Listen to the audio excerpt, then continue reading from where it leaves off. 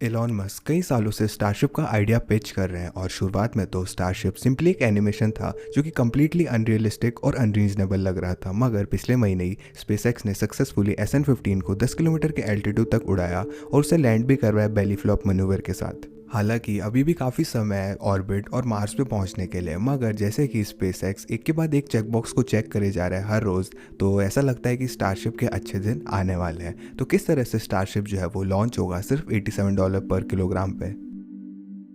Musk ने initially reveal किया था अपने एम्बिशियस लॉन्च कॉस्ट को स्टारशिप की नवंबर 2019 में, जब उन्होंने कहा था कि स्टारशिप सिर्फ $2 मिलियन पर मिशन पे उड़ेगा। और एलॉन सिर्फ स्टारशिप के top half of the rocket की बात नहीं कर रहे थे, उनका मतलब था पूरे स्टारशिप सिस्टम का, इंक्लूडिंग दोनों स्टारशिप और सुपर हैवी, वो भी $2 मिलियन पर मिशन पे। और 100 मेट्रिक टन की पेलोड कैपेसिटी के साथ ये आता है सिर्फ $20 पर किलोग्राम। और इसे पर्सपेक्टिव में लाएं तो अकॉर्डिंग टू मस्क स्पेसएक्स को $15 मिलियन लगते हैं रीयूज्ड फैल्कन 9 को लॉन्च करने में, और उसकी पेलोड कैपेसिटी 22.8 मेट्रिक टन की है। इसका मतलब ये है कि फैल्कन 9 की कॉस्ट सिर्फ $658 पर किलोग्राम होगी। हालांकि ये खुद में ही काफ़ी कमाल का है, मगर ये कहीं से भी $20 पर किलोग्राम के क्लोज नहीं है। तो किस तरह से स्पेसएक्स प्लान करता है उस कॉस्ट को 30 गुना तक कम करने की।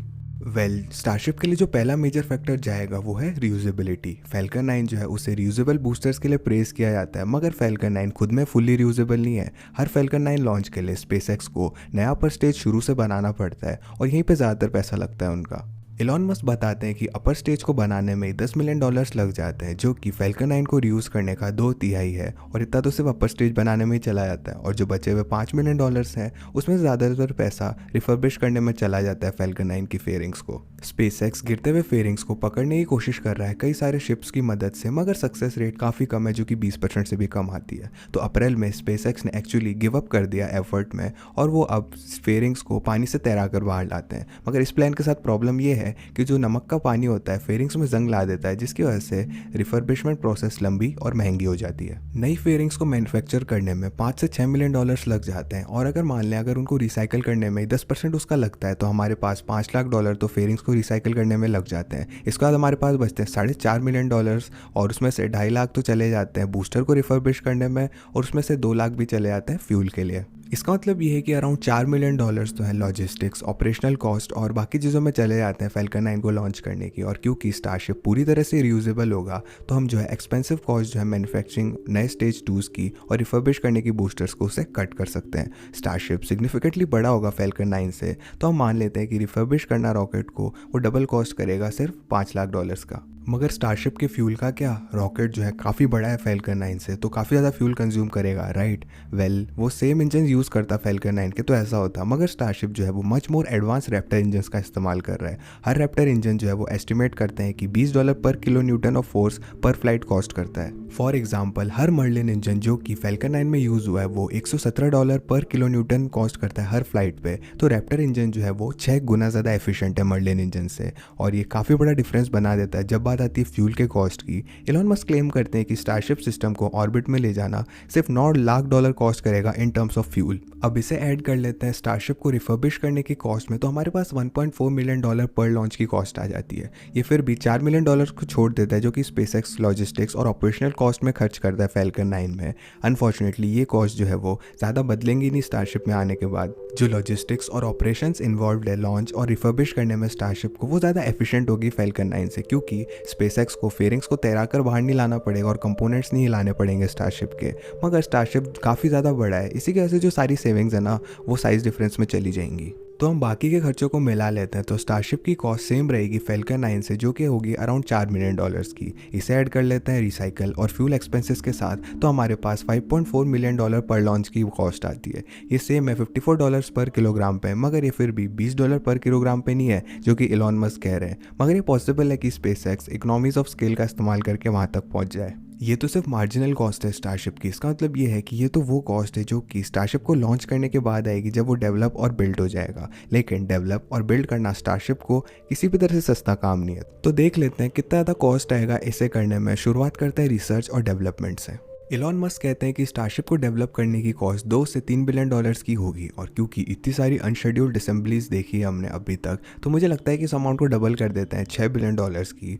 और आज की लॉन्च रेट के हिसाब से इसमें तो काफ़ी समय लग जाएगा कि इन्वेस्टमेंट वर्थ इट भी हो। स्पेसएक्स अभी से ही दूसरों से काफ़ी जल्दी रॉकेट्स को लॉन्च कर रहा है, मगर ये फिर भी एक लॉन्च करते हैं हर दूसरे हफ्ते, जो कि 26 लॉन्चेस हर साल होते हैं। अगर हम मान लेते हैं कि स्टारशिप प्रोग्राम का लाइफ स्पैन 30 सालों का हुआ और इसने 26 लॉन्चेस हर साल भी कंप्लीट किए, तो हमारे पास 780 लॉन्चेस आ जाते हैं पूरे प्रोग्राम की लाइफ में। और इसकी कॉस्ट आती है $7.7 मिलियन पर लॉन्च, जो कि ऑब्वियसली काफ़ी महंगा है। मगर स्पेसएक्स प्लान करता है कि स्टारशिप को काफ़ी जल्दी लॉन्च करेगा, इससे बजाय कि हर 2 हफ्ते में। इनफैक्ट मस्क चाहते हैं कि स्टारशिप हर दिन 3 बार उड़े, और इस रेट पे तो स्टारशिप जो है वो 32,850 फ्लाइट्स कंप्लीट कर लेगा 30 सालों में। तो इस सिनेरियो में सिर्फ $1,82,650 ही ऐड किए जाएंगे कॉस्ट ऑफ ईच फ्लाइट में, जो कि सेम है $1.83 पर किलोग्राम ऑफ पेलोड की। 3 flights per day extremely ambitious है हालांकि, मगर मुझे लगता है कि रॉकेट जो है इस फ्रीक्वेंसी में कभी तो लॉन्च होंगे।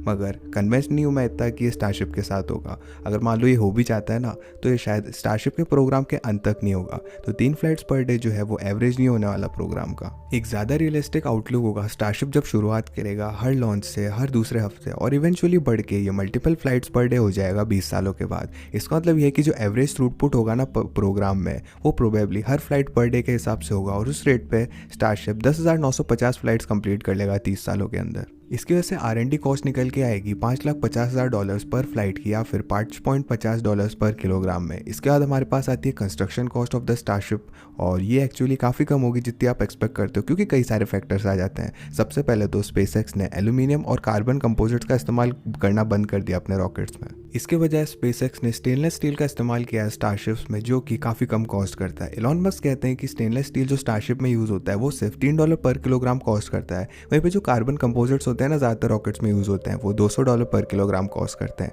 एक्सपेक्टेड है कि स्टारशिप का ड्राई मास 250 से 300 टन का होने वाला है। अब इसमें से सारा स्टेनलेस स्टील तो नहीं है, मगर अज्यूम कर लेते हैं आसानी के लिए, तो हमारे पास $6 लाख आ जाता है स्टेनलेस स्टील का हर रॉकेट पे। और स्टेनलेस स्टील के अलावा स्टारशिप में एक्सपेक्टेड है कि 6 रैप्टर्स होने वाले हैं, और सुपर हैवी में जो है 30 रैप्टर्स होने वाले हैं। तो जो स्टारशिप का सिस्टम है पूरा, उसमें 36 रैप्टर होंगे टोटल। ये एक्सपेक्टेड है कि हर रैप्टर $2 मिलियन कॉस्ट करेगा। इसका मतलब ये है कि स्टारशिप के इंजन $72 मिलियन कॉस्ट करेंगे। और अब मान लेते हैं जो लेबर, लॉजिस्टिक्स, टेस्टिंग्स, ऑपरेशंस और हर चीज़ की कॉस्ट है वो $28 मिलियन पर स्टारशिप होती है, तो हर स्टारशिप जो है वो अराउंड $100 मिलियन लगेंगे उसको बनने में।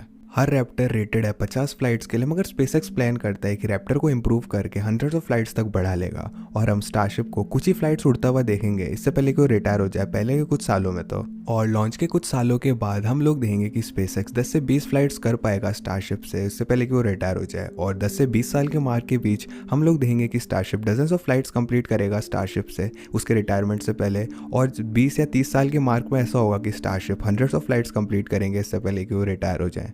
तो हम लोग कंजर्वेटिव रहते हैं और एज्यूम करते हैं कि स्टारशिप सिर्फ 50 फ्लाइट्स ऑन एन एवरेज रहेगा प्रोग्राम में, तो ये अराउंड $2 मिलियन पर लॉन्च या फिर $20 पर किलोग्राम के पेलोड पे आ जाता है। और इसमें मटेरियल कॉस्ट ऐड कर लेते हैं हर रॉकेट की, तो हमारे पास $25.50 पर किलोग्राम आ जाता है। और फाइनली हमें छोड़ देता है मेंटेनेंस और रिपेयर कॉस्ट पे। और अगर हम अज्यूम करें कि लाइफ टाइम कॉस्ट है मेंटेन करने और रिपेयर करने की स्टारशिप को 25% है टोटल कॉस्ट की जितना उसको बनाने में लगता है, तो हमारे पास मेंटेनेंस बिल आ जाता है $25 मिलियन का, और उससे 50 फ्लाइट्स पे फैला दें तो हमारे पास $5 लाख पर फ्लाइट आ जाता है, या फिर $5 पर किलोग्राम। इसे हम कंबाइन कर लेते हैं बिल्ड कॉस्ट के साथ, और हमारे पास $30.50 पर किलोग्राम आ जाता है। और हम अनदर $2.50 को ऐड कर लेते हैं एडमिनिस्ट्रेटिव और मिसलेनियस कॉस्ट के साथ, तो हमारे पास टोटल फिक्स्ड कॉस्ट आ जाती है $33 पर किलोग्राम की। और अगर हम इसे अपनी मार्जिनल कॉस्ट जो कि $54 पर किलोग्राम है उससे ऐड कर दें, तो हमारे पास ओवरऑल लॉन्च कॉस्ट जो है वो $87 पर किलोग्राम की आती है। इसे पर्सपेक्टिव में लाने के लिए नासा का सबसे नया rocket space launch system expected है कि कॉस्ट करेगा $2 बिलियन पर लॉन्च की, जो कि आता है पर किलोग्राम कॉस्ट की $28,571 की। इस रेट पे तो स्टारशिप सिर्फ 0.3% कॉस्ट करेगा SLS की, और अगर स्टारशिप 100 गुना ज़्यादा भी कॉस्ट करता है ना $8,700 पर किलोग्राम पे, तो फिर भी SLS को हरा देगा। दिन के आखिर में एलॉन मस्क के काफ़ी एम्बिशियस गोल्स हैं स्टारशिप के साथ। स्पेसएक्स ने जस्ट कंप्लीट किया अपना पहला fully successful high altitude flight test, और एलॉन मस्क चाहते हैं कि एक ऑर्बिटल टेस्ट भी कंप्लीट हो जाए इस साल के अंत तक। अगर स्टारशिप अपने एम्बिशंस के साथ चलता है ना, तो हम स्टारशिप को उसके टारगेट पे पहुंचता हुआ देख सकते हैं, जो कि है $20 पर kilogram near the end of their programme. और अगर ये नहीं भी होता तो ज़्यादा रियलिस्टिक एवरेज कॉस्ट होगी पूरे प्रोग्राम की ड्यूरेशन में, वो होगी $87 पर किलोग्राम, जो कि फिर भी काफ़ी ज़्यादा आगे है दूसरों से। मगर शायद मैं कुछ ज़्यादा ऑप्टिमिस्टिक हो रहा हूँ। क्या आपको लगता है स्टारशिप इवेंचुअली लेस देन $100 पर किलोग्राम की कॉस्ट करेगा? कमेंट करके ज़रूर बताना। साथ साथ वीडियो को लाइक कीजिएगा अगर आप स्टारशिप के ऑर्बिटल फ्लाइट टेस्ट को देखने के लिए बेताब हो, और ऑफ कोर्स हमारे डिस्कॉर्ड कम्युनिटी को ज्वाइन कीजिएगा फ्यूचर वीडियो आइडियाज़ देने के लिए, और चैनल को सब्सक्राइब कीजिएगा बाकी क्वेश्चंस लॉजिकली आंसर देखने के लिए। मैं था चिरंजीव, मैं मिलता हूँ आपसे अगली वीडियो में।